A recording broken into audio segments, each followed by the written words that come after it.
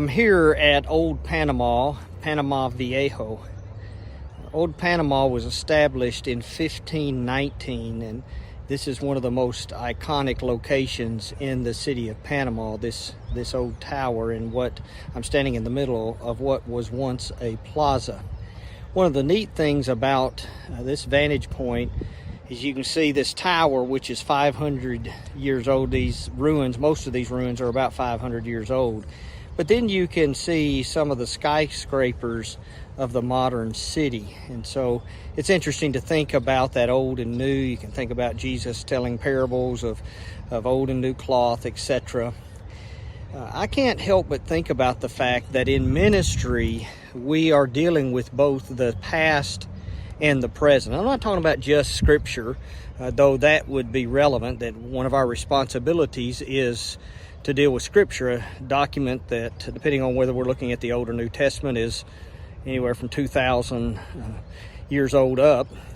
But we've got to then kind of travel back in time, understand that world and that time, and understand the text in the culture of its day. But then we've got to bring it back to the present and apply it to our modern world. And that's not an easy task, but it's an important task. And so if we don't give our all, if we don't dig deeply in our sermon preparation, then a couple of things can happen.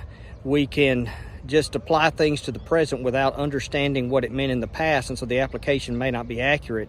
Or we can spend so much time in the past that we leave them lost in time and do not bring it back and connect it to the future. So I guess the first thing I just want to remind us is we're taking an ancient document, but we've got to make it relevant to a modern world, and that takes a great deal of effort.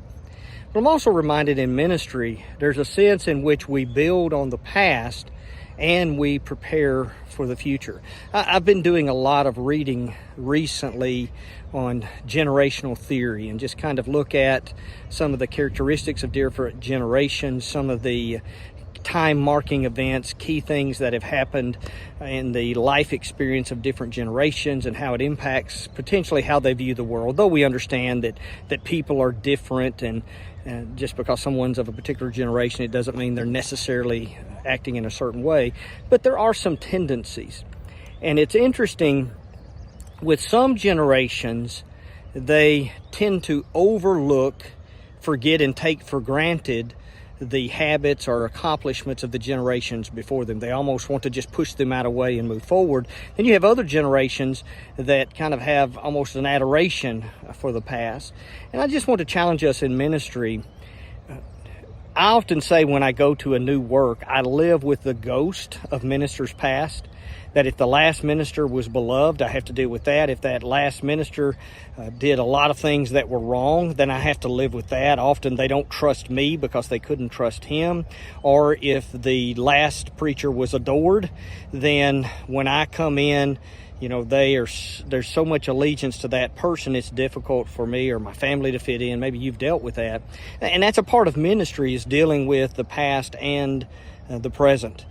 And also, the reality is that there are those who've gone before us who have done great things, and we can have a couple of reactions. First of all, we can ignore what's been done before us and man, I've got to do it myself. I've got to learn it myself. I've got to reinvent the wheel myself.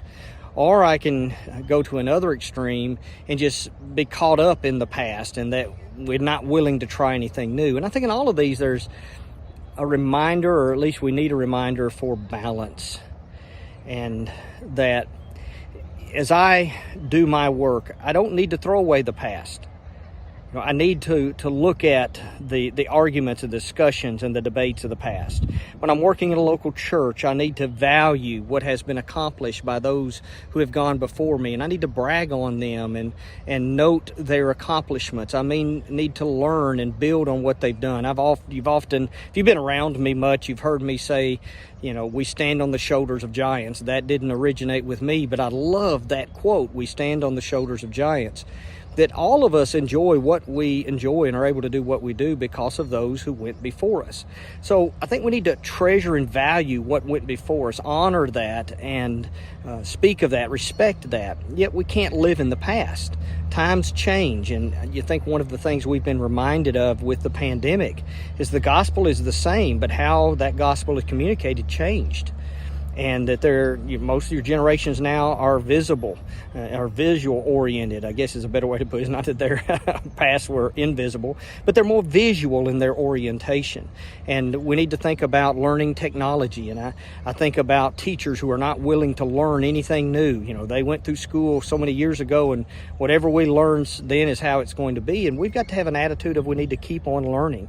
So we need to value the past, but we can't live in the past, and so there has to be this balance. And so maybe this will give you some things to think about. I'm just reminded as I look at the ruins of old Panama and the buildings of new Panama that really a part of ministry is finding the balance and the connections between the past and the present.